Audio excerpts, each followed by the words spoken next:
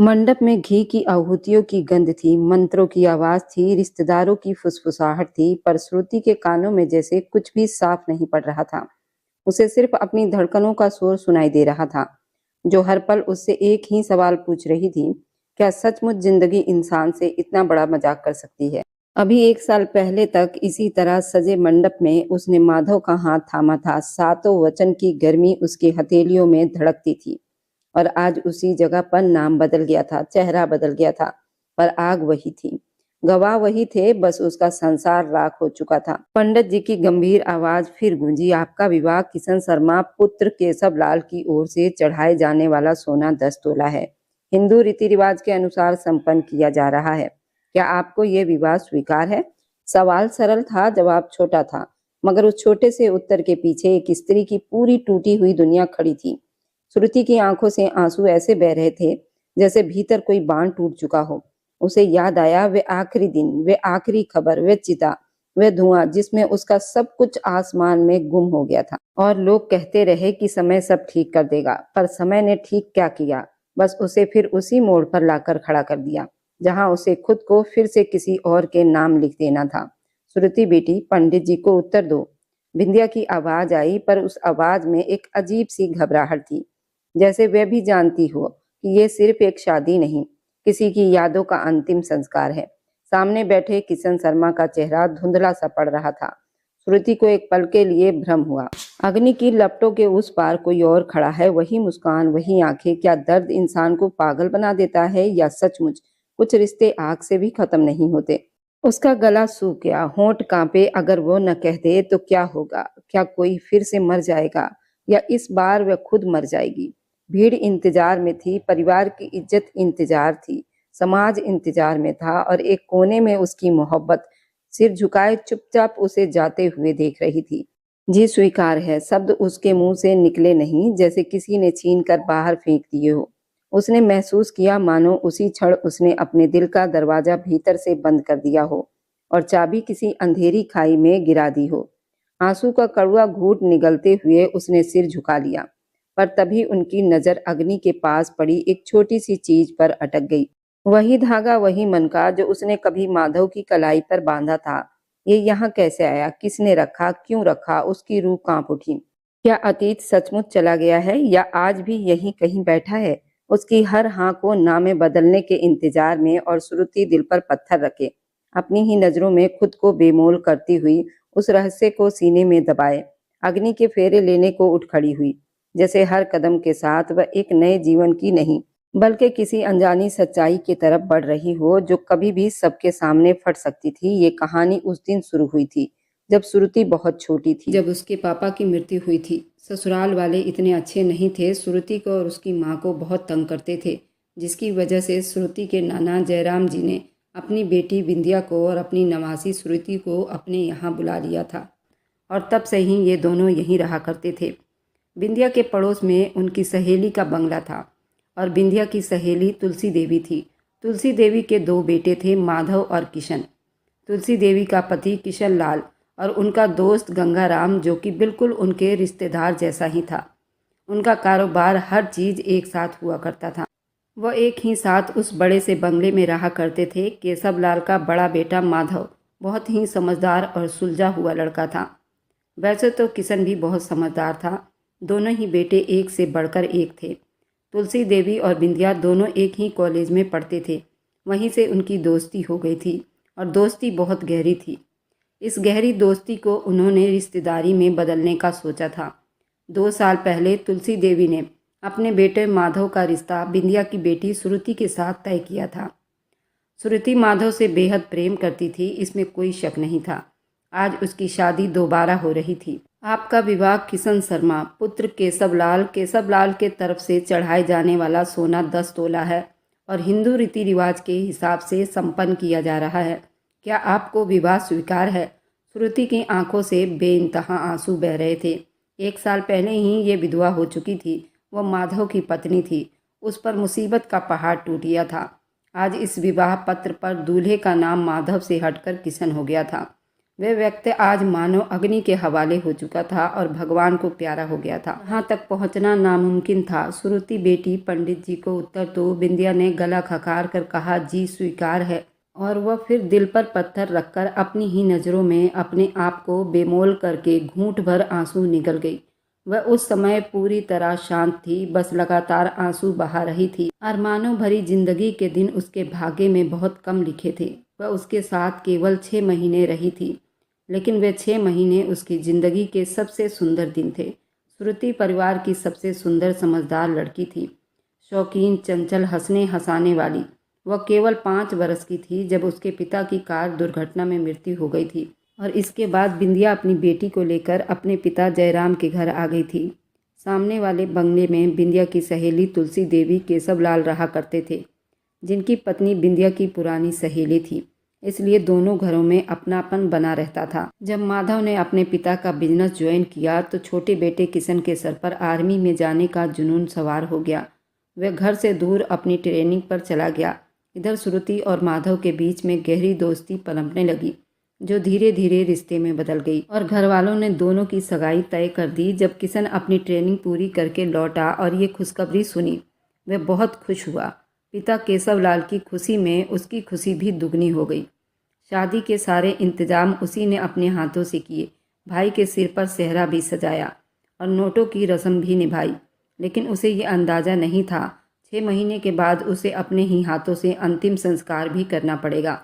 अतः जब शादी हुई तो केशवलाल की हवेली में खुशियों का माहौल था। तो बहुत वफादार और केयरिंग इंसान था। श्रुति को ट्रीट करने का उसका अंदाज बेहद नरम था और वह उसे हमेशा बच्चों की तरह संभाल कर रखता था। शादी के तीसरी रात भी उसने उंगलियों पर रेखा खींचने की तरह हल्के से उसे चूमा। श्रुति डरी हुई नहीं लग रही थी। उसकी धीमी धीमी बातें सुनते हुए वह सिर झुकाकर शर्मा गई थी। माधव ने बहुत प्यार और स्नेह से उसे अपना बनाया था। श्रुति खुद को दुनिया की सबसे खुशनसीब लड़की महसूस कर रही थी। वह ईश्वर का धन्यवाद करती थी उसे माधव जैसा सुलझा हुआ पति मिला। लेकिन ये खुशी सिर्फ 6 महीने ही सीमित रही। तभी एक दिन हॉल में वह रोते हुए कह रही थी, श्रुति बेटी, जो माधव कह रहा है उसे मान लो। और बिंदिया ने माधव का ही पक्ष लिया। शादी को अभी 1 हफ्ता ही हुआ था कि किशन शाही पनीर की फरमाइश करने लगा था। भाई के प्रति लगाव की वजह से माधव उसकी हर बात को सिर आंखों पर रखना अपना कर्तव्य समझता था, लेकिन श्रुति को शुरू से ही उसकी कुछ अजीब आदतें खटकती थी। उम्र में छोटा होने के बावजूद किशन समझ में बड़ा था, इसलिए वह उसे ज़्यादा तकलीफ नहीं देता था और हमेशा भाभी वाला ही रिश्ता रखता था। बस रात को शरारत सोचती तो शाही पनीर की जिद करने लग जाता था।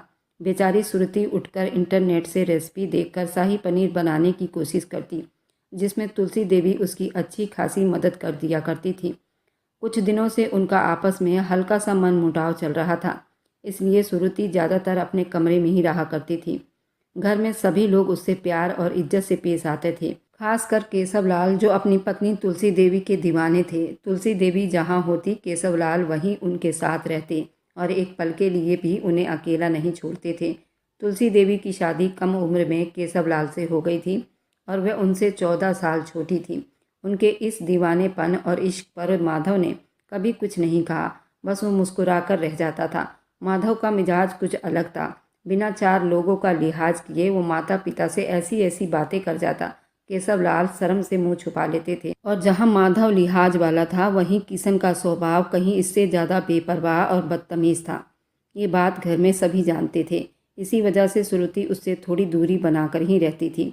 उसकी इन बातों पर उसके माता पिता भी अक्सर असहज हो जाया करते थे। उसने चक्कर देखा तो शाही पनीर, तंदूरी बटर वाली रोटी वाकई बहुत अच्छी बनी थी।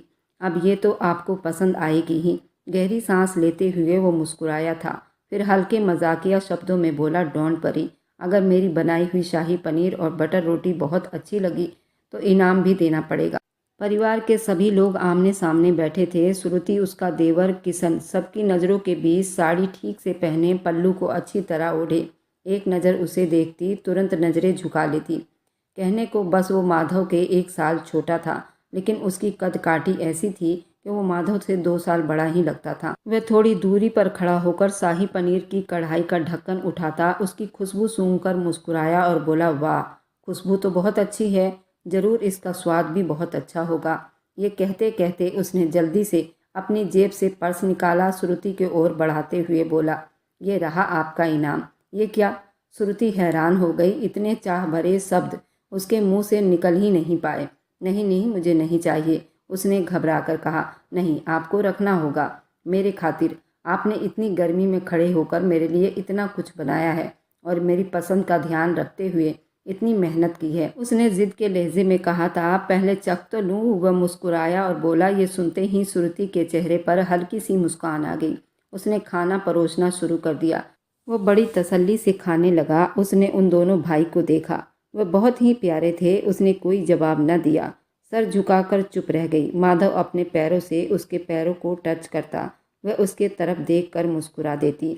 इतने हंसी खुशी माहौल में खाना खाया गया। देवर भाभी की नोक झोंक, पति पत्नी का प्रेम, बेहद अच्छा माहौल था। माधव के माता पिता भी बहुत आशिकी मिजाज के थे। बूढ़े हो गए थे, लेकिन उनकी मोहब्बत जवानों को फेल करती थी। कुछ महीनों के बाद किशन ने जिम ज्वाइन कर लिया और अपनी सेहत पर ध्यान देने लगा। माधव और श्रुति की शादी को 15 दिन हुए थे। उन दोनों को हनीमून पर भेज दिया गया था। वहां पहुंचने पर इन लोगों ने बहुत सुकून की सांस ली थी और एक दूसरे में समाने का समय था। धीरे धीरे एक दूसरे को देखते हुए बाहों में भर चुके थे। इसमें कोई शक नहीं था, वे दोनों एक दूसरे को बेहद पसंद करते थे। इधर किसी की बात को नहीं माना गया था और जबरदस्ती किशन का रिश्ता केशव लाल के दोस्त की बेटी राधिका से तय कर दिया गया। श्रुति से शादी के बाद बिंदिया तुलसी देवी में थोड़ी अनबन चल रही थी। शादी में कुछ रिश्तेदार नाराज हो गए थे, जो कि तुलसी देवी की बहन थी। शायद उनकी आवभगत में थोड़ी कमी रह गई थी। यही बात तुलसी देवी के दिल पर लगी थी और दोस्ती भी थोड़ी सी दरार पड़ गई थी। इधर किशन की छुट्टियां ख़त्म हो रही थी। वापस जाने से पहले ही दोनों की सगाई कर दी गई। उसके दिल में कोई लड़की नहीं थी, इसलिए उसने माँ की पसंद को स्वीकार कर लिया और यहाँ से जाने के बाद उसने राधिका से कभी कोई संपर्क नहीं रखा। उसके ख्याल में सगाई कोई फ़ायदेमंद रिश्ता नहीं था। वह कभी राधिका का दोस्त भी नहीं बना था, जबकि राधिका उसे दिल ही दिल में चाहने लगी थी। हनीमून से वापसी पर श्रुति बहुत थक गई थी। माधव की संगत में उसे खुद को बहुत सुकून भरा महसूस होता था। रात के एकांत पलों में भी वो हमेशा दूरी बनाए रखता था। जब भी वह श्रुति के करीब आता, उसकी मर्यादा का पूरा ध्यान रखता था। वह हमेशा बहुत प्यार से उसे ट्रीट करता था, इसलिए वह उसके पास अपने आप को बेहद सुरक्षित महसूस करती थी। यही वजह थी कि माधव श्रुति के दिल में बहुत ऊंचे स्थान पर आ गया था। वह और पतियों जैसा बिल्कुल भी नहीं था। श्रुति को जब उसकी चाहत होती थी, तभी वह उसके करीब आता था और इतनी सहजता से उसकी चाहत को मिटाता कि वह खुद ही उस पर मर मिटती थी। फिर एक दिन श्रुति की जिंदगी में माधव का कार एक्सीडेंट हो गया। उस भयानक हादसे ने सबको ऐसा झटका दिया कि आज तक कोई उसे समझ नहीं पाया। श्रुति की दुनिया अब उजड़ गई थी। भाई की अचानक मृत्यु की खबर सुनकर किशन शहर से लौट आया था। किशन का दिल बहुत बुरी तरह टूट गया था। माधव के जाने से पूरा घर ही बिखर गया था और ये हवेली उन्होंने छोड़ दी, जिसमें उनके बेटे की चिता को अग्नि के हवाले किया गया था। और इस गम से बाहर निकलने के लिए उन्होंने जल्दीबाजी में ये हवेली छोड़ दी थी। तुलसी देवी और केशव लाल अगर वहाँ और ज़्यादा रहते तो उन्हें सदमा और ज़्यादा घेर लेती। इसी वजह से जल्द वहाँ से उन्होंने वह बंगला खाली कर दिया था। सब कुछ छोड़कर वे शहर में शिफ्ट हो गए थे। किशन हमेशा अपनी माँ तुलसी देवी से वादा करता था कि वह लखनऊ वापस लौट आएगा। उस बीच श्रुति इस अफरा तफरी में हैरान थी और दोपहर से रो रही थी। किशन ने पूरी स्थिति समझने की कोशिश की। तुलसी देवी ने रोते हुए किशन को सब बता दिया। उनके दोस्त गंगाराम को केशव लाल और तुलसी देवी के चले जाने पर अपनी बेटी की सुरक्षा की चिंता परेशान कर रही थी। वह यहाँ आकर जबरदस्ती अपनी बेटी राधिका की शादी की डेट फिक्स कर दी थी और ये परिवार एक शादी में चला गया। और वहीं पर किशन उनकी बात सुनकर हैरान हुआ था। वह ये शादी करने के लिए तैयार नहीं था, लेकिन तुलसी देवी चाहती थी कि किशन ये शादी कर ले। गंगाराम भी इस बात को लेकर बहुत उत्तेजित हो रहे थे और दबाव डाल रहे थे। अगर सगाई हो गई है तो शादी भी हो जानी चाहिए, नहीं तो इसमें मेरे परिवार की बदनामी होगी और बरसों पुरानी दोस्ती भी टूट सकती है और इसमें हम दोनों परिवारों को बहुत बड़ा नुकसान भी हो सकता है। कई बिजनेस हम दोनों के एक साथ हो रहे हैं और अगर ये शादी टूटती है हम सबका बिजनेस भी बर्बाद हो जाएगा। तुमसे शादी के लिए मेरी बेटी तो कब से सपने सजाकर बैठी है। इन शब्दों ने किशन को ये समझा दिया कि राधिका अब उसकी जिम्मेदारी बन गई है। ये वो बात थी जिसे वह खुद भी पूरी तरह नहीं जानता था। लेकिन इस पर विचार कर किशन के पिता केशव लाल के मन में ये विचार आया कि वे राधिका की सुरक्षा और भलाई के लिए उसका विवाह किशन से कर सकते हैं। यहाँ पर सब कुछ उल्टा हो गया था। बिंदिया ने रोकर सभी घर वालों पर दबाव डालना शुरू कर दिया कि मेरी बेटी की इज्जत का सवाल है और मेरी बेटी को इसी घर में रहना है, क्योंकि मेरी बेटी प्रेग्नेंट हो गई है और अब उसकी देखभाल बहुत ज़रूरी है। उसके पेट में आपके परिवार का वारिस पनप रहा है और ऐसे में अगर श्रुति अपने दिमाग पर दबाव डालेगी तो बच्चे को भी काफ़ी नुकसान हो सकता है और आपके परिवार के वंश पर भी बुरा असर पड़ेगा। तो अच्छा होगा कि श्रुति की शादी आप अपने परिवार में किशन से करवा दो। किशन लाल ने बिंदिया की बातें बड़ी बारीकी से सुनी। इसी अफरा तफरी में किशन अपने परिवार के साथ बारात लेकर आया और ज़बरदस्ती श्रुति का विवाह किशन से करवा दिया गया। किसी को सोचने समझने का मौका भी नहीं मिला। केशव लाल की बात पर किशन ने श्रुति को सबके सामने पेश किया। पापा, आप क्या कह रहे हैं? वो मेरे भाई की विधवा है, बिंदिया ने हड़बड़ाकर कहा। और तुम किशन हो, अपने भाई के वारिस को नाम दे सकते हो। किसने कहा कि भाई की पत्नी से विवाह नहीं हो सकता? जरूर हो सकता है। किशन ने अपने पिता से पूछा। पापा, मैं क्या करूं? आप बताइए, मुझे कुछ समझ में नहीं आ रहा। श्रुति तो नादान है, अभी उसकी उम्र ही क्या है, लेकिन आप लोग तो समझदार है। केशव ने कहा कि वो बहुत मासूम है और उसके आगे पीछे कोई नहीं है। वह 5 साल की उम्र में अपने पिता को खो बैठी थी, अब अपने पति को खो बैठी है, लेकिन अब उसमें इतनी हिम्मत नहीं है कि वो अपने आने वाले बच्चे को भी खो दे। इसलिए मैं जो कह रहा हूँ वही करो बेटा, इसमें हम सबकी भलाई है। अब इस शादी के खिलाफ तुलसी देवी भी खड़ी हो गई थी और केशव उनसे वजह मांग रहे थे। यही वजह है कि श्रुति ये सब झूठ बोल रही है। उसका अधिकार अब इस घर में ख़त्म हो चुका है। आप क्या चाहती हैं? केशव ने पूछा। उसका विवाह माधव से हुआ था, ये उसकी माँ बिंदिया का निर्णय था। तुलसी देवी ने साफ शब्दों में मना कर दिया। वह अब उसकी वजह से अपने दूसरे बेटे किशन को नहीं खो सकती। वह जैसे अब कठपुतली बन गई थी जिसे हर कोई घुमा रहा था। उसने बड़ी गहराई से माधव को याद किया था, लेकिन पहले हुए विवाह की वजह से उसे बहुत परेशानी थी। अपने प्यारे माधव को खो दिया था। अपने दिल में उसने उसकी यादों को जिंदा रखा था और पेट में पल रहे 4 महीने का गर्भ उसे और ज़्यादा परेशान कर रहा था। इस अपराध के बाद उसने सोचा कि अब किसी और का उस पर अधिकार नहीं हो सकता। श्रुति ने अपना निर्णय भगवान के भरोसे छोड़ दिया। सुबह दूसरी तरफ गंगाराम के घर ये खबर पहुंच चुकी थी और बिल्कुल ये खबर आग की तरह फैली थी। ये खबर पहुंचते ही वह सब आपे से बाहर हो गए और गंगाराम की पत्नी कलावती अपने बेटे को लेकर तुरंत शहर में केशव के फ्लैट पर पहुंच गई थी, जहां पहले से ही ढोल नगाड़े बज रहे थे। राधिका बेटी, तुम चिंता मत करो, मैं तुलसी देवी से बात करती हूँ। उन्होंने मेरी बेटी की जिंदगी खराब कर दी। पहले तो कहती थी मैं ये शादी नहीं होने दूंगी, अब खुद ही अपने दूसरे बेटे को भी सूली पर चढ़ाने बैठी है। उस बाजे गाजे में इतनी जोर से चिल्ला रही थी, पर किसी की आवाज़ उन ढोल नगाड़े में सुनाई नहीं दी। दोनों माँ बेटी रो धोकर होकर वापस आ गई थी। उसके बाद उनके पति गंगाराम भी अपने आदमियों को लेकर वहां पहुंच चुके थे, लेकिन तब तक शादी संपन्न हो चुकी थी, विवाह तो हो चुका था। आपका मैं बहुत इज्जत करता हूँ। आप मेरे पापा के जिगरी दोस्त हैं और बचपन से मैं आपके साथ खेल कर बड़ा हुआ हूँ। मैं आपका बहुत सम्मान करता हूँ, इसलिए अच्छा होगा कि आप यहाँ से चले जाइए। किशन ने ठंडी और सख्त आवाज़ में उनके सामने चट्टान की तरह खड़े होकर कहा। शोर सुनकर श्रुति की आंखों में आंसू भर आए। वे आगे जाने की हिम्मत नहीं कर पा रही थी। तुम लोग बहुत धोखेबाज हो। पहले सगाई करते हो, उसके बाद शादी की डेट भी रख लेते हो और उसके बाद शादी उस मनहूस लड़की से ही करते हो जो तुम्हारे एक बेटे को पहले ही खा चुकी है। मेरी बेटी का क्या, जो तुम्हारे नाम पर इतने दिनों से बैठी है और तुमसे मोहब्बत भी करती है। मेरी बेटी को तुम लोगों ने बहुत धोखा दिया है। मैं ये बात चुपचाप बैठ कर नहीं सहूँगी, मैं ये बात पुलिस तक लेकर जाऊँगी। तुम लोग बहुत धोखेबाज हो। बात किसी और से करते हो और शादी किसी और से कर लेते हो। वह धमकी भरे स्वर में बोले। किशन के चेहरे पर हल्की मुस्कान चमक उठी। ठीक है, आप ये शौक भी पूरा कर लीजिए, लेकिन 9 मिनट से पहले आप यहाँ से बाहर चले जाइए, नहीं तो बहुत बुरा हो जाएगा। और आपको इस तरह चिल्लाने की कोई ज़रूरत नहीं है। जो करना है यहाँ से बाहर जाकर कीजिए। केशव ने अपनी बहू श्रुति को बाहर बुलाया, उसे दिलासा दिया और कहा कि तुम कितनी बदल गई हो। इन 5 महीनों में तुमने अपने आप को पूरा गला लिया है। जो चला जाता है वो वापस कभी नहीं आता। अब इस गम को अपने दिल से निकाल दो और नई जिंदगी की शुरुआत करो। उसका चेहरा कितना शांत और स्थिर हो गया था, लेकिन मेकअप के नाम पर केवल हल्का सा मांग में सिंदूर था। श्रुति बिना पलटे सबको देख रही थी। उसकी नम आंखें किशन से टकराई, उनमें चेतावनी झलक रही थी। किशन ने उसे ऐसी नज़रों से देखा जैसे आज पहली बार देख रहा हो। किशन का निहारना गंगाराम को और अधिक गुस्सा दिला रहा था। किसी भी हालत में वह पीछे नहीं लौट सकता था, क्योंकि ये करोड़ों की संपत्ति की बात थी।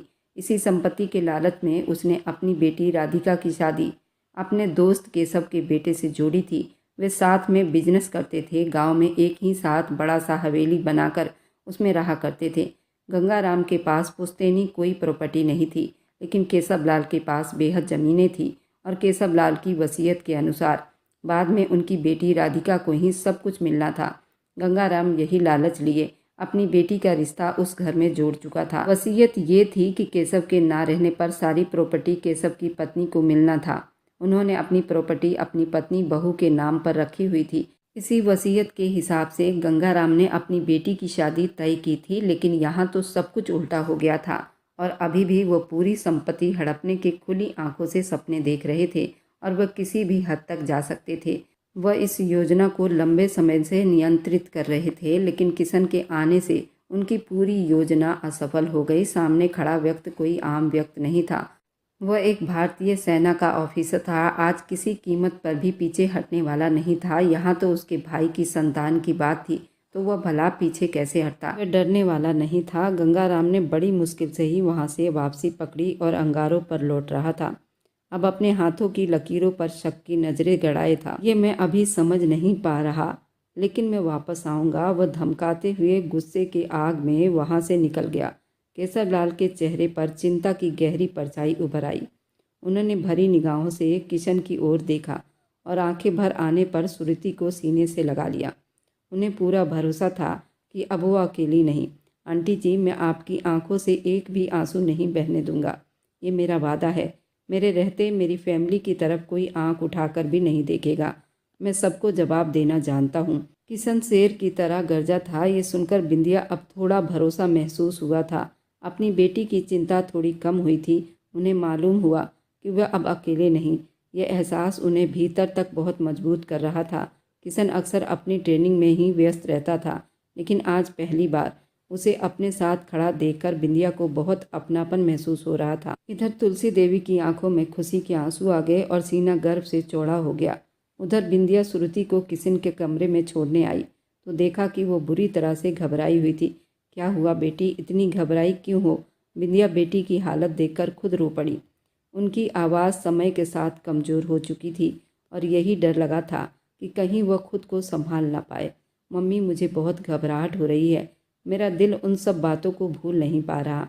श्रुति सिसकते हुए बोली, बेटा भगवान का हमेशा धन्यवाद करो, नहीं तो अगर किशन तुमसे शादी ना करता तो इस नन्ही से जान का क्या होता, तुम्हारा क्या होता। ईश्वर ने सही समय पर किशन को अपना दूत बनाकर भेज दिया।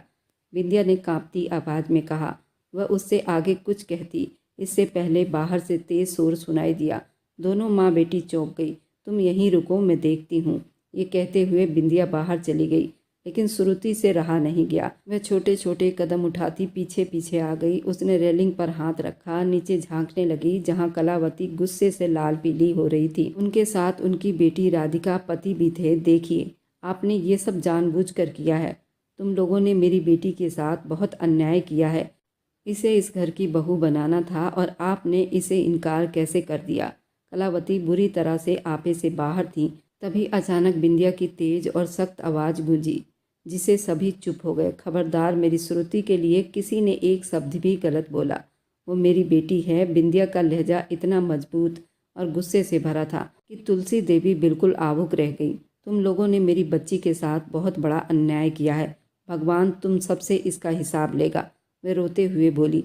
उनकी नज़र ऊपर खड़ी श्रुति पर टिक गई। आज तुमने मेरी बात नहीं सुनी, लेकिन वक्त मुझे सच साबित करेगा। पहले बड़े बेटे को रास्ते से हटाया, अब छोटे बेटे को मोहरा बना दिया। उनके शब्दों में दर्द सच्चाई दोनों थे। हम सब भी इस स्थिति से परिचित हैं। वहाँ सभी परेशान थे। किशन, श्रुति और बिंदिया सब चुप बैठे रहे। ये तमाशा देखकर सभी हैरान भी थे। केशवलाल ने इशारा किया और देखा। वे दोनों सीढ़ियां चढ़ गए। विंध्या ने भी श्रुति पर ध्यान दिया, लेकिन झिझकते हुए कहा, मेरी बेटी, तुम सबकी बातें सुनना, पर किसी को कोई जवाब मत देना। मेरी खुशी इसी में होगी। श्रुति को सीढ़ियां चढ़ते समय पैर फिसल गया, लेकिन वह अपना संतुलन बनाए नहीं रख सकी और फिसलकर नीचे गिर गई। तभी किशन सीढ़ियां पार कर उसे पकड़ लिया, कमर में हाथ डालकर उसे अपने सीने से लगा लिया। नीचे मौजूद सभी लोग आश्चर्यचकित थे। उनकी आंखें फटी की फटी रह गई। श्रुति ने हिलती हुई आंखें उठाकर सामने खड़ी कलावती, अपनी सास और राधिका की नज़रों में देखा, जो अपना प्लान फेल होते देख परेशान थी और जहर भरे शब्दों में कहने लगी, मुझे बहुत अफसोस हुआ। ये आपकी बेटी है। भगवान की बहुत बहुत कृपा हुई है हम पर। समय रहते पता चल गया और मेरे चांद से बेटे की ज़िंदगी बर्बाद होने से बच गई, क्योंकि कलावती अपने बेटे दिनेश का रिश्ता श्रुति के लिए भिजवा चुकी थी, जिसे श्रुति ने साफ मना कर दिया था कि मैं कभी शादी नहीं करूंगी। तभी उसने बताया था कि मैं प्रेग्नेंट हूँ और माधव की बच्चे की माँ बनने वाली हूँ। और ये सच्चाई जानकर बिंदिया के पैरों तले से ज़मीन निकल गई थी और बिंदिया ने उनके बेटे दिनेश का रिश्ता ठुकरा दिया था। गंगाराम के दोनों हाथों में लड्डू था। अपनी बेटी राधिका का रिश्ता वह किशन से करना चाहते थे। उसके बाद अपने बेटे दिनेश का रिश्ता वह दोबारा से श्रुति से जोड़ना चाहते थे। पहले से ही वह उनकी नज़र में थी, लेकिन माधव के प्रेम ने इस बात को बोलने की हिम्मत नहीं दी। ये बात यहीं दब गई। लेकिन गंगाराम की नज़र दोबारा श्रुति पर पड़ गई और दोबारा से उन्होंने अपने बेटे का रिश्ता श्रुति के लिए भिजवाया था। और अब वो बुरी तरह से नाकाम हुए थे, घर के रहे न घाट के। और अब वो नाकाम होते हुए राहत भरे स्वर में कहने लगे, अब आप लोग यहाँ से चले जाइए। बिंदिया ने नौकरानियों को इशारा किया कि वे नीचे उतरे। सीढ़ियाँ उतरते हुए डरते हुए किशन और श्रुति के पास से गुजरी। श्रुति ने किशन से दूर होने की कोशिश की, लेकिन किशन ने उसे और कसकर अपने सीने से लगा लिया। सबके सामने उसका पूरा शरीर कांप रहा था और उसके अंदर इतनी हिम्मत नहीं थी कि वह हल्का सा भी विरोध कर सके। वह तेजी से सीढ़ियाँ उतरकर नीचे चली गई। गंगाराम, उनका परिवार सभी बाहर जा चुके थे। तुलसी देवी को केशव ने संभाल लिया था। किशन ने श्रुति को कमर से आज़ाद किया। वह हिलकर खड़ी हुई, जैसे दिल से थक गई हो। इधर बिंदिया ने अपने आंसू पोंछते हुए प्यार भरे स्वर में कहा, बेटा श्रुति को कमरे में ले जाओ, मैं कुछ खाने के लिए भेजती हूँ। मैडम जी, चलोगी या मैं तुम्हें उठाकर ले जाऊँ? उसने संवेदनशील अंदाज में पूछा। श्रुति को ठंडा पसीना आने लगा, लेकिन उसने मजबूत कदम उठाते हुए ऊपर की ओर बढ़ना जारी रखा और किशन उसके पीछे पीछे था। उसका इस तरह का रिएक्शन देखकर श्रुति कमरे में आई और घबरा गई। उसे अंदाज़ा नहीं था किशन उसके पास यूं आएगा। कमरे में आते ही दरवाजे को लॉक कर दिया गया। वह डर रही थी, जैसे किसी भूत को देख लिया हो। माथे पर हाथ रखते हुए बीते दिनों की यादें उसके सामने आ गई। किशन ने धीरे से आगे बढ़कर उसे देखा, पानी पिलाया और हाथ बढ़ाकर उसे थाम लिया। दोनों की नज़रें टकराई। थोड़ी देर एक दूसरे को देखते रहे। किशन ने माथे पर आया पसीना धीरे से पोंछा। श्रुति के चेहरे पर हल्की राहत और मुस्कान आई। किशन की आंखों में चमक झलक उठी। वह दरवाजे की ओर झांकती रही, लेकिन कोई बात नहीं हुई।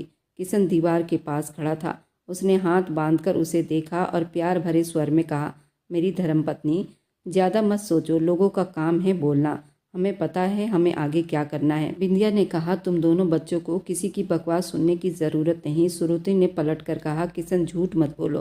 किशन ने मुस्कुराते हुए उसकी ओर देखा, माथे पर हाथ रखा, धीरे से उसका हाथ थामा।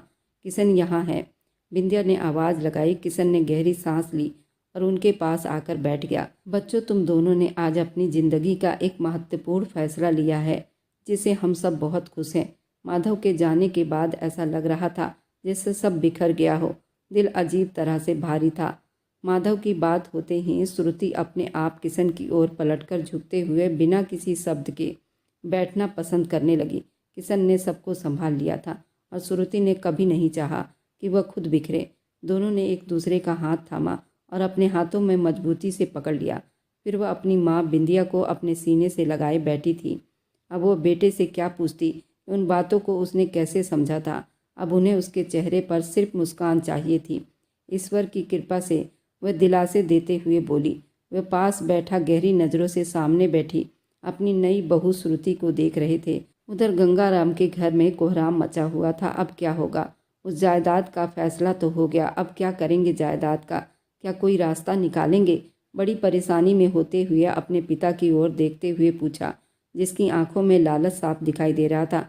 कुछ तो करना पड़ेगा। जायदाद की लालच में अपने आप को गड्ढे में धकेलने की सोच रहे हैं। कुछ भी हो जाए, ये जायदाद मैं किसी भी हाल में अपने हाथों से जाने नहीं दूंगा, चाहे मुझे कुछ भी करना पड़े। वे आदमी गुस्से और लालच में डूबा हुआ बोला था। दिनेश अब बहुत परेशान हो चुका था अपने पिता की सोच से। और कितने लोगों को मारोगे ये जायदाद के लिए? कलावती ने पास आकर सवाल किया। इसके जवाब में वो पलटा और जोरदार थप्पड़ उसके मुंह पर जड़ दिया। उधर बेटे को भी बहुत बुरी तरह से डपट दिया। अपनी जुबान को लगाम दो पापा, आप फालतू के सोच से सबको खो दोगे, दोस्ती को भी, यारी को भी।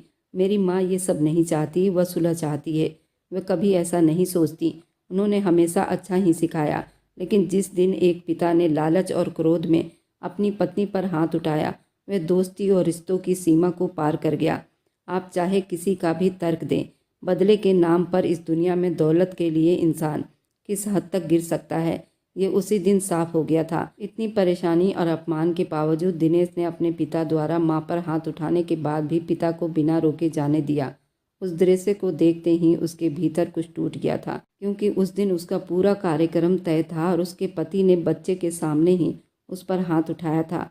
ये बात ना तो कभी भूलने वाली थी और ना ही कभी गंगाराम को माफ़ कर सकती थी। गंगाराम बिल्कुल आग बबूला हुआ था। इस बार उसके इरादे बेहद खतरनाक होने वाले थे।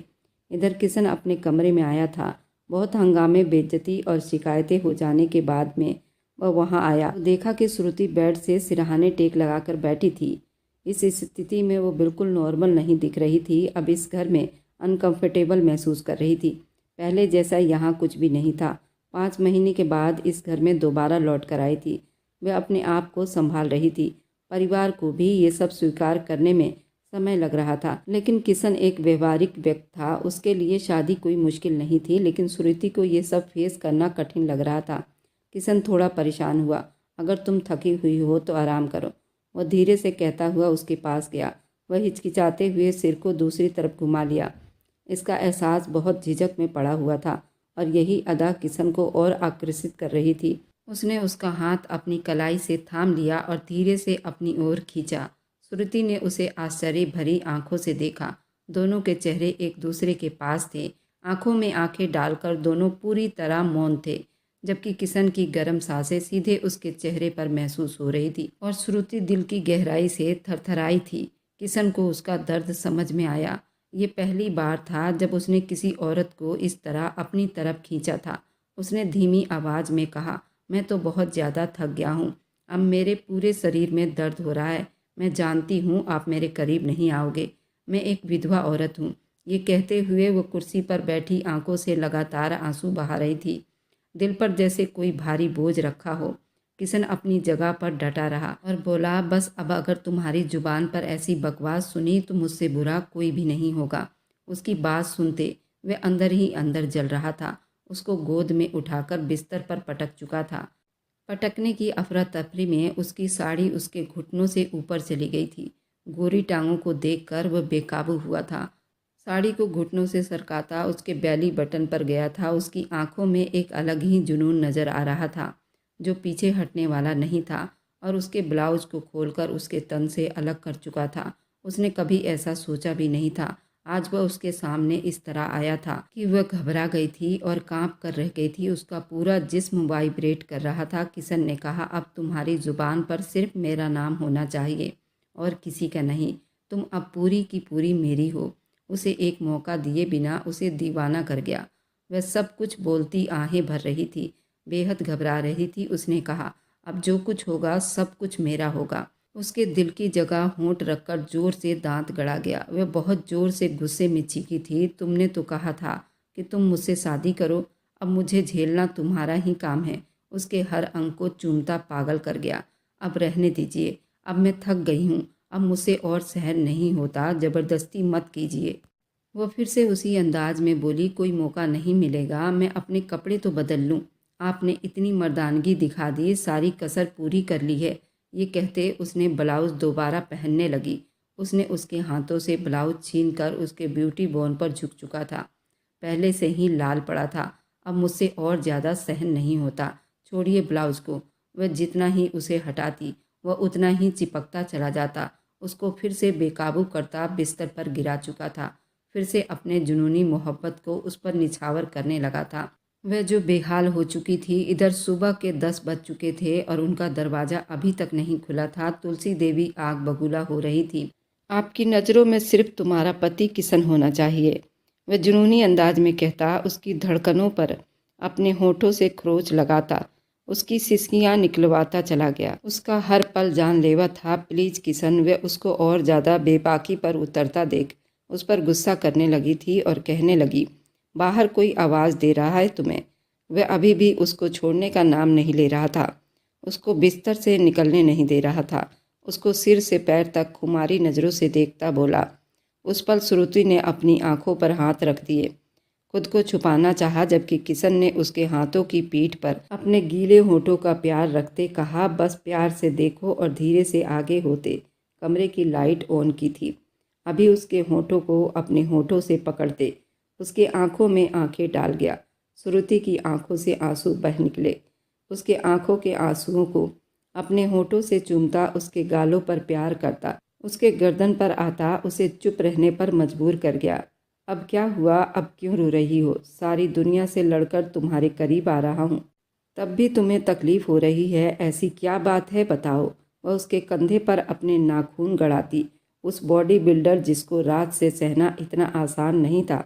धीरे धीरे आखिर वह रात बीत गई थी और करवट लेते किशन को मंदी मंदी आंखों से देखने लगी, जिसकी आंखों में फिर से हल्की हल्की खुमारी उभर रही थी।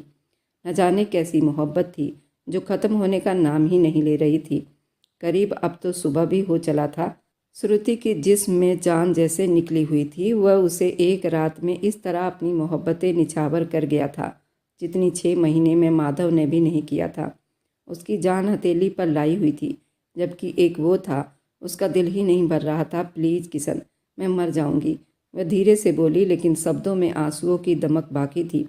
आज तक कभी नहीं सुना कि सुहाग रात मनाते कोई लड़की मर गई हो। वो बेबाकी से कहता, उसे अपने सीने में जोर से जकड़ गया। उसके दिल की जगह तिल को देखते हुए उसे अपने सीने में जोर से भींच गया। उसे वो बहुत अपनी अपनी सी लगी थी।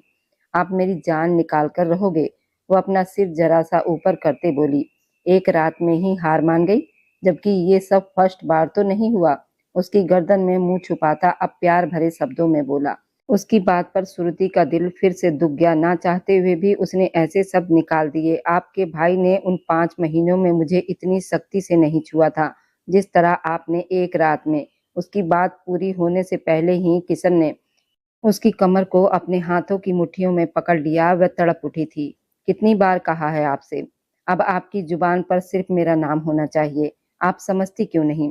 आपका नाम ही लूंगी, लेकिन आप मुझे इतना ताना ना मारो। वह सर झुकाए उन आंसुओं को पीकर बोली तो वह जल्दी से बोल पड़ा था, I am sorry, I am sorry. मेरी नीयत ताना देने की नहीं थी। वह जल्दी अपने शब्दों पर गौर करता एक्सक्यूज मी कह गया। श्रुति ने अपनी हिरनी सी पलकें उठाई, उसे हैरानी से देखा, जबकि उसके आंसुओं पर फिर से पछता रहा था। वह एक बार फिर से सिसकियां भर रही थी। वह फिर से इतने जुनून और मोहब्बत से अपनी बाहों में समेट रहा था। श्रुति की सांसें फिर से बिखर रही थी। दोपहर भारी सांसों को सुनते और ज़्यादा मदहोश हुआ। सब कुछ भुलाते चला गया, उसको अपना बनाते चला गया।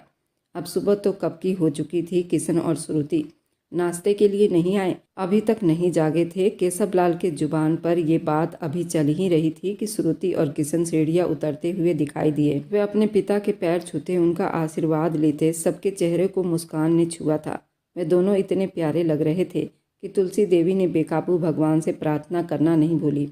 उन्होंने कहा, केशवलाल, दोनों बच्चों के सर से पैसे उतारो और नौकरों में बांट दो। हे भगवान, हर बुरी नज़र से, आफत से बचाए मेरे बच्चों को। तुलसी देवी ने मोहब्बत से कहा, जी किशन, मैं सोच रहा हूँ कि आज रात छोटा सा फंक्शन रख लेते हैं ताकि सब परिवार वालों को पता चल जाए कि श्रुति हमारे परिवार की बहू है। वो बहुत रिलैक्स अंदाज में नाश्ते की तरफ ध्यान दिए हुए थे। जैसा आप कहेंगे पापा, सब ऐसा ही होगा। श्रुति चाय का कप पकड़े अचानक से उसने किशन से बात की। उसने चौंक कर उसकी तरफ देखा। वह तो बहुत नॉर्मल बिहेव कर रहा था, जैसे उन दोनों के बीच में बहुत गहरी दोस्ती हो गई हो। क्या हुआ? वह बराबर देखने पर किशन ने उसे देखा तो बड़बड़ाते हुए उसने आगे बढ़कर चाय का कप उसको थमा दिया। उसने थैंक यू कहा। उसकी आंखों में चमक थी। जिसे देखते हुए श्रुति ने अपने माथे पर बल डाले और उसे गुस्से में देखा। क्या बात है श्रुति बेटा, आप चुप चुप हैं, तबीयत तो ठीक है ना? तुलसी देवी ने श्रुति से प्यार से पूछा। आंटी जी मैं ठीक हूँ। उसकी आवाज़ में थकन सी महसूस हुई, जिस पर किशन के चेहरे को एक बार फिर से मुस्कान ने छुआ। कनखियों से अपनी पत्नी को देखते हुए चाय का कप अपने होठों से लगा लिया। उसे एक आंख दबाकर श्रुति ने बड़बड़ाते हुए फेर लिया। उसकी आंखों में चमक तो होनी ही थी, और वह इतना हैंडसम बॉडी बिल्डर और जवान था। जिस तरह उसने श्रुति को रात भर अपनी मोहब्बत से परेशान किया था, वह तो फ्रेश ही लगेगा। कोई श्रुति से पूछता उसने किस तरह उसको पूरी रात थका दिया था। उस रात का फंक्शन शहर के बैंकेट हॉल में रखा गया था। दुल्हन बनी श्रुति उस वक्त आसमान से उतरी परी लग रही थी। किशन अंदर दाखिल हुआ तो एक पल को उसे देखता बिल्कुल ठिठक गया। उसे देखकर सरप्राइज हुआ था। इतना खूबसूरत हुस्न पहले तो कभी दिखा ही नहीं। शायद अब देखने की नज़र बदल गई थी। वह धीरे धीरे कदम उठाता उसके पास स्टेज पर आया तो तुलसी देवी ने दोनों की नज़रें उतारी। दोनों की जोड़ी चांद सूरज सी लग रही थी, एक अलग ही रूप दे रही थी। वह उसकी तरफ झुकता उसके कान में धीरे से कहने लगा, जबकि स्टेज पर वह बिल्कुल खामोशी से बैठी थी और शर्म से उसकी पलकें झुक गई थीं। बहुत सारी नज़रें उन पर थी तो कुछ की नज़रें बड़ी चाहत से उसकी तरफ उठ रही थी। इंसानों की जात और कभी कभार उन नज़रों की पकड़ में बुरी तरह आ जाता है। एकदम से सारी लाइट ऑफ हुई थी और एक स्पॉट लाइट ऑन होते दूल्हा दुल्हन दोनों को फोकस किया गया था। किशन ने श्रुति का हाथ थामा और उसे लिए एक तरफ बने डांस फ्लोर की तरफ बढ़ा। उसकी कमर में हाथ डाले उसे खुद से चिपका लिया। हल्के म्यूजिक में वे दोनों एक दूसरे के साथ सर्कल में घूम रहे थे। उन दोनों के दिल के तार हिल रहे थे। चारों तरफ एक सन्नाटा सा छाया हुआ था। सबकी निगाहें उन दोनों पर ही थीं। एक लाल रंग की लाइट को श्रुति ने किशन के दिल वाले साइड आते देखा तो उसकी सांसें रुकी, उसके कदम भी थम गए। किशन ने यूं एकदम रुक जाने पर आईब्रो ऊपर करते हुए देखा, जबकि अगले ही पल वह उसे धक्का देती दूर हो गई। वह उसके धक्का देने पर जरा सा लड़खड़ाता पीछे हुआ। उसी पल एक गोली चलने की आवाज़ आई। हर तरफ हर कोई बिल्कुल सुन रह गया। गोली ने श्रुति के बाजू को छुआ। खून की छींट एकदम से निकली तो किशन का दिल एकदम कांप उठा। वह गहरी सांस भर गई। श्रुति! किशन पूरी ताकत से चिल्लाया था, जबकि उसे देखते ही वह आंखें बंद करती लड़खड़ाती गिरने लगी। किशन ने आगे बढ़ते हुए उसे अपनी बाहों में थाम लिया। उसके चेहरे पर हवाइयाँ उड़ी हुई थीं। उसने श्रुति के चेहरे को सहलाते हुए होश में लाने की कोशिश की, लेकिन उसकी आंखें बंद होने लगी। मेरे बच्चे! सारी लाइट एकदम से फिर से ऑन हो गई थी। किशन और तुलसी देवी वहाँ मौजूद थे। बिंदिया भी थी, लेकिन श्रुति तो बेहोश हो गई थी। किशन ने उसे जल्दी से अपनी बाहों में उठा लिया और बाहर गाड़ी की तरफ भागा था। कुछ ही देर में वे अस्पताल पहुंच चुके थे। उसे आईसीयू में शिफ्ट कर दिया गया था, जबकि सारे बाहर खड़े इंतजार करने लगे। किशन को ऐसा लग रहा था जैसे उसके हाथ से वक्त फिसल रहा हो। पहले उसके बड़े भाई माधव ने उसका साथ छोड़ दिया और अब श्रुति। उसने अपनी आंखें जोर से भींच ली। जब तक डॉक्टर ने श्रुति के खतरे से बाहर होने की खबर नहीं दी, वह यूं ही बैठा उसके लिए भगवान से प्रार्थना करता रहा। डॉक्टर, क्या हम श्रुति से मिल सकते हैं? तुलसी देवी और बिंदिया ने रोते हुए पूछा। हम उन्हें जब वार्ड में शिफ्ट कर देंगे तो आप जाकर उनसे मिल लीजिए। डॉक्टर उन्हें समझाते हुए जा चुके थे। इतनी सख्त सिक्योरिटी के बावजूद कौन हो सकता था जिसने गोली चलाई थी? केशवलाल ने किशन के पास बैठते हुए पूछा। मैं पता लगा लूँगा पापा। न जाने क्यों मुझे अब ये भी शक हो रहा है कि माधव भाई का एक्सीडेंट नहीं हुआ। वह गहरी सोच में डूबा हुआ बोला। क्या मतलब? क्या कहना चाह रहे हो तुम? मालूम नहीं, लेकिन कुछ तो ऐसा है पापा जो छुपा हुआ है, जो हमारे लिए कुछ भी अच्छा नहीं। इतनी सख्त सिक्योरिटी के बावजूद वहाँ पर गोली चलना इस बात की निशानदेही करता है कि हम में से कोई भी सुरक्षित नहीं। न जाने कौन है मेरी औलाद का दुश्मन। श्रुति किसी से क्या दुश्मनी? दुश्मनी तो है पापा। एकदम किशन के दिमाग में कुछ घूमा। केशवलाल के दिमाग में भी वही बात समा गई। मैं सब संभाल लूँगा पापा, फिक्र ना करो, सब कुछ ठीक हो जाएगा, किशन ने अपने पिता को तसल्ली देते हुए कहा और वार्ड की तरफ कदम बढ़ा दिए जहाँ श्रुति को शिफ्ट किया गया था। इधर बिंदिया और तुलसी देवी ने एक बार फिर से उसकी नज़रें उतारी। उस वक्त सारे लोग श्रुति के वार्ड में मौजूद थे। श्रुति सबकी मोहब्बत देखते हुए धीमा सा मुस्कुरा रही थी। काफ़ी हद तक वो निहाल हो गई थी। किशन अंदर आया तो दोनों की नज़रें एक दूसरे से मिली। वो एक चेयर पर बैठा उसके बिल्कुल करीब हुआ, उसका हाथ थाम लिया तुम दोनों बातें करो, हम बाहर से होकर आते हैं। तुलसी देवी बिंदिया को लेकर बाहर निकल गई थी। तुमने ऐसा क्यों किया श्रुति? उसका हाथ थामते हुए उसके हाथ की पीठ को सहलाता हुआ वह उससे पूछ रहा था। मुझे जो सही लगा मैंने कर दिया। अगर आपको वहाँ से ना हटाती तो गोली आपको लग जाती। श्रुति ने उसके दिल की जगह पर अपना हाथ रख दिया तो वह हैरान नज़रों से उठकर उसे देखने लगा। आपके कहने का मतलब है वह गोली मेरे लिए थी? अब की बार किशन काफ़ी हैरान हुआ। श्रुति ने हाँ में सिर हिलाते हुए उसकी बात की जांच की। कुछ तो बात थी, यानी कोई था जो श्रुति का नहीं उसका दुश्मन था। ये गुत्थी सुलझ नहीं रही थी। उसके माथे पर बलों का जाल बनता जा रहा था। उसने सिर झटका और वापस उसकी तरफ ध्यान दिया। दर्द तो नहीं है? उसके गाल को प्यार से छूते हुए मोहब्बत से पूछने लगा। थोड़ा थोड़ा, वह भीगी आंखों से मुस्कुराई। कोई बात नहीं, जब मेरे पास रहोगी तो हर दर्द भूल जाओगी।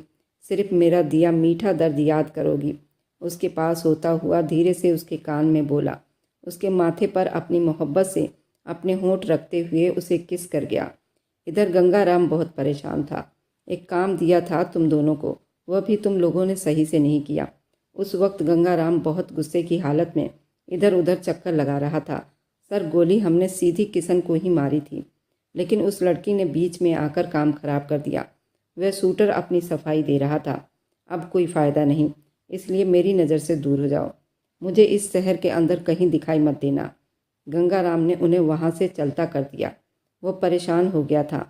अगर इस हफ्ते के अंदर अंदर उन्होंने वसीयत अपने नाम ना किया तो उन्हें घर से बेदखल होना पड़ेगा। अब उसकी समझ में ये बात नहीं आ रही थी कि अगली चाल क्या चले।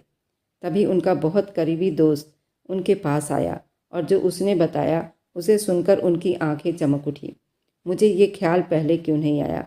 ये कहते हुए उन्होंने अपने दोस्त का धन्यवाद किया और अब एक नया प्लान फिर से सोचने लगे। इधर श्रुति के बाजू में अब काफ़ी हद तक आराम भी दिखाई दे रहा था। किशन उसका बहुत ख्याल रख रहा था। कुछ समस्याएं ऐसी हो गई थी वह वापस नहीं जा सकता था। उसने अपनी छुट्टी बढ़वा ली थी। वह पहले इस समस्या को हल करना चाहता था। आखिर कौन था जो उनका दुश्मन बन बैठा था? ये काम वो ख़त्म करके ही अपनी ड्यूटी पर वापस जाना चाहता था। आज उनकी दावत थी किशन के दोस्त के घर। शाम के 7 बजे घर से निकले। उसकी मोहब्बत सबसे अलग थी। वह कहीं पर भी शुरू हो जाता था, वरना वह उसका बहुत ख्याल रखता था। उसकी और माधव की आदतों में ज़मीन आसमान का फ़र्क था। जितना माधव सब्र वाला बंदा था, किशन उतना ही बेपरवाह था और ख़ासकर अपने शादीशुदा दिमाग से उसकी जान हमेशा खतरे में रहती थी। इस साड़ी के पल्लू को इतना ज़ोर से क्यों लपेटा हुआ है? इसे ढीला छोड़ो। आजकल की लड़कियां पल्लू को हाथ में लेकर घूमती हैं। तुमने इतने पुराने स्टाइल में साड़ी बांधी है। इस पल्लू को नीचे खोल दो। सिंगल पल्लू अपने कंधे पर रखो या पल्लू भी हटा दो। इतना सब कुछ कह दिया था। श्रुति को लगा उसने कुछ गलत सुना हो। तुम अपने ब्यूटी बॉन से साड़ी का पल्लू हटाओ, मुझे देखना है। अब की बार वो भारी अंदाज में बोला। किशन, हम गाड़ी में है ना? उसने किशन को एहसास दिलाना चाहा। तो मैं ही देखूंगा ना, कोई समस्या नहीं, हटाओ जल्दी से। वह तेजी से शब्दों में बोला। श्रुति ने घबराए हुए कांपते हाथों से अपने साड़ी का पल्लू सिंगल कर लिया और नीचे गिरा दिया। उसके जिस्म की खूबसूरती यूं ही दिखाई दे रही थी। ब्लाउज के डीप गले में ऊपर से उसके गले में हीरो का हार बेहद खूबसूरत लग रही थी। वह फिर से नशे में हो रहा था। उसे खींचकर अपनी गोद में कर लिया और गाड़ी की स्पीड भी स्लो कर दी। ये क्या कर रहे हैं? ध्यान से गाड़ी चलाओ, वह घबराई हुई बोली, जबकि किशन होश में होता कुछ सुनता ना।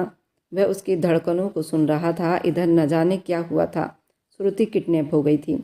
उस आदमी को देखकर श्रुति के पैरों तले से ज़मीन खिसक गई थी। गंगाराम, आप? इधर केशव लाल बहुत परेशान थे। ऐसा कैसा मुमकिन है? किशन तुम्हारे होते हुए कैसे हमारी श्रुति को किडनैप करके ले जा सकता है? केशव लाल परेशानी से बोले।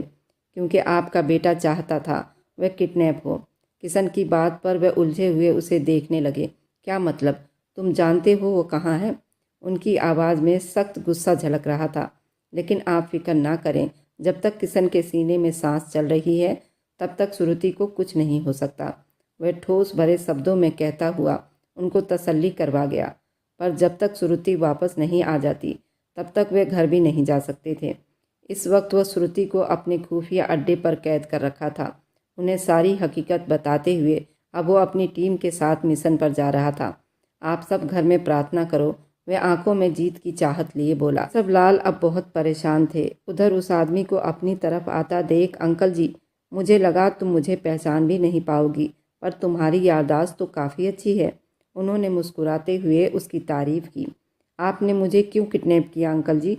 वह मासूम उससे सवाल कर रही थी। देखो श्रुति, मेरी और तुम्हारे साथ कोई पर्सनल दुश्मनी नहीं, बस इन पेपर पर साइन कर दो, तुम्हें आराम से तुम्हारे घर पहुंचा दिया जाएगा। उन्होंने एक फाइल उसकी तरफ बढ़ाई। इसमें क्या है?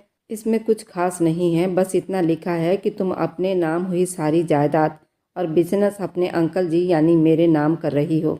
लेकिन अंकल जी, सब कुछ आपका ही तो है। उसे कुछ समझ नहीं आया। हाँ, लेकिन तुम्हारे नाना जी ने मरने से पहले तुम्हारे माँ के नाम के हिस्से की सारी ज़मीन तुम्हारे नाम कर दी थी और तुम्हारे ससुराल की ज़मीन भी तुम्हारे नाम है। अब तुम वापस ये सब मेरे नाम कर दो, वरना क्या अंकल जी? वरना एक बार फिर पत्नी बनने के लिए तैयार हो जाओ। उसने उसके कान के पास जाते हुए धीरे से कहा। जैसे ही उसने सुना वो पूरी कांप उठी। उसकी आंखों से आंसू बहने लगे थे और अपने किशन को उसके गले में आंसुओं का गोला अटक गया। हाँ, बहुत पावरफुल प्लान था। उसकी डेथ के बाद तुम्हारा सारा खेल खत्म हो जाएगा। तुम मेरे बेटे की पत्नी बना दी जाओगी, जिसके लिए मैंने तुम्हारे घर पर रिश्ता भेजा था, लेकिन तुम्हारी माँ ने उस रिश्ते को स्वीकार नहीं किया। अब वो दिन आ गया है कि तुम मेरे बेटे दिनेश की पत्नी बनोगी और सारी जायदाद की मालकिन हमें बनाओगी। अब आखिरी हल यही है, इन पेपर पर साइन करो और अपने पति की जान बचा लो। जरूरी नहीं हर बार निशाना चूक जाए। पल में उसके रोंगटे खड़े हो रहे थे। अब सोचना बंद करो और साइन करो, गंगाराम ने मुंह बनाते हुए कहा। श्रुति ने पेपर सामने किया तो उसे लगा साइन करने से इस सब के बावजूद किशन की जान भी चली जाएगी। क्या इंसान की जान की कोई कदर नहीं रह गई? वह बहुत दुख से अपने अंकल को देखने लगी।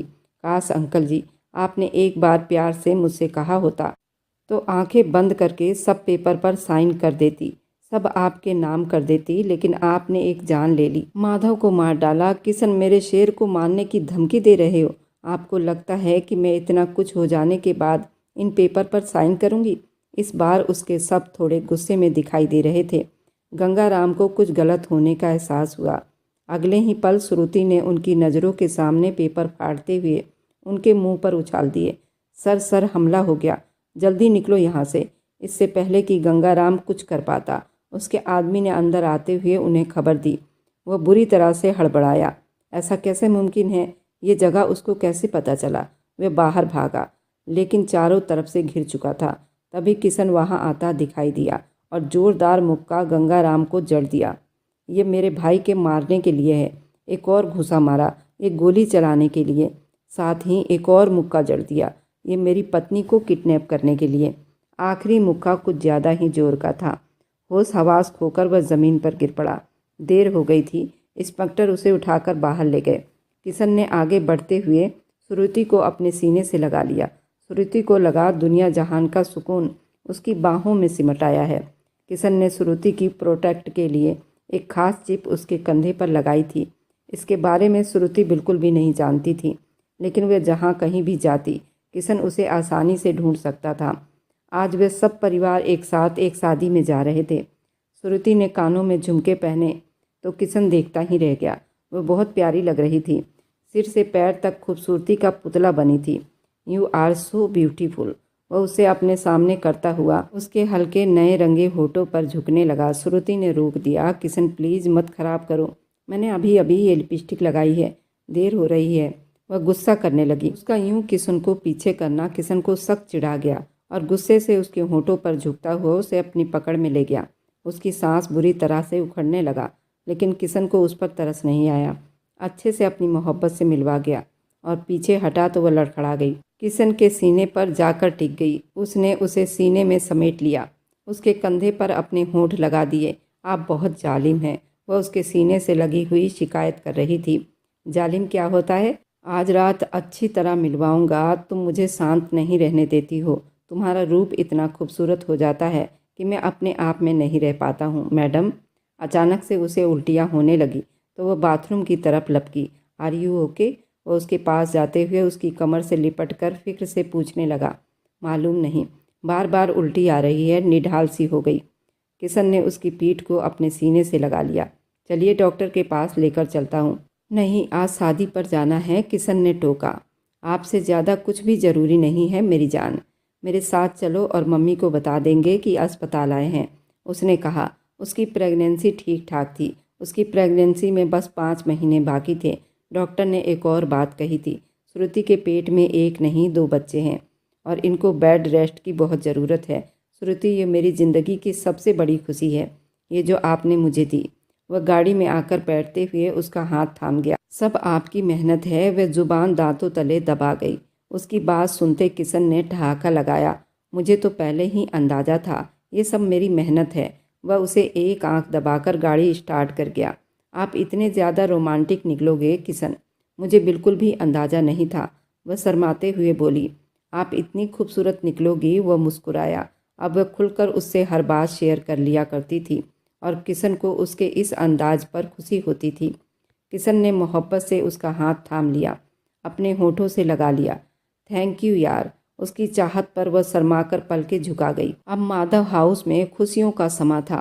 एक साथ 2 बच्चों की आने की खुशी में पूरा घर सजाया गया था। सब तरफ मिठाइयाँ बांटी जा रही थी। वे दोनों बहुत खुश थे। दूसरी तरफ गंगाराम को अब उम्र कैद की सज़ा सुना दी गई थी। उसके खिलाफ बहुत सारे सबूत मिले थे और अदालत ने उन्हें उम्र भर की कैद सुना दी थी। श्रुति ने सारी जायदाद, अपना धन दौलत अपने बच्चों के नाम कर दी। उसे धन दौलत से कोई गर्ज नहीं था, लेकिन वह गंगाराम को सज़ा दिलवाना चाहती थी क्योंकि वह कातिल था।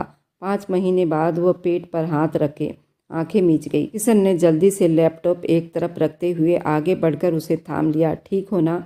ये दोनों मुझे अंदर से लात मार रहे हैं, वह मुंह बनाते हुए बोली, जिस पर किशन के चेहरे पर मुस्कान छा गई। आगे बढ़कर उसके पेट पर हाथ रखकर वह देखने लगा। ये दोनों मेरी पत्नी को परेशान कर रहे हैं। आने दो, मैं इन्हें छोड़ूंगा नहीं। इस तरह कहता हुआ वो मुस्कुराया। श्रुति भी गहरी मुस्कुराते हुए उसके गले से लग गई थी। 1 महीने के बाद श्रुति ने 2 जुड़वा बेटे को जन्म दिया था, जिसमें से एक बिल्कुल माधव के जैसा था और दूसरा किशन के जैसा। सब लोग कहते थे माधव वापस आ गया है। उस हवेली में अब खुशियाँ मनाई जाने लगी। वे दोबारा शहर से इस हवेली में वापस लौट आए थे और अपना जीवन बड़े आराम से बिता रहे थे।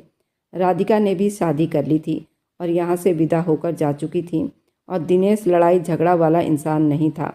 कलावती भी अब शांत थी। अगर आज की कहानी ने आपके दिल के किसी कोने को छू लिया हो तो आगे आने वाली रोमांच से भरी दिलचस्प कहानी के सफ़र में मेरे साथ बने रहने के लिए मेरे चैनल को लाइक सब्सक्राइब जरूर करते जाएं।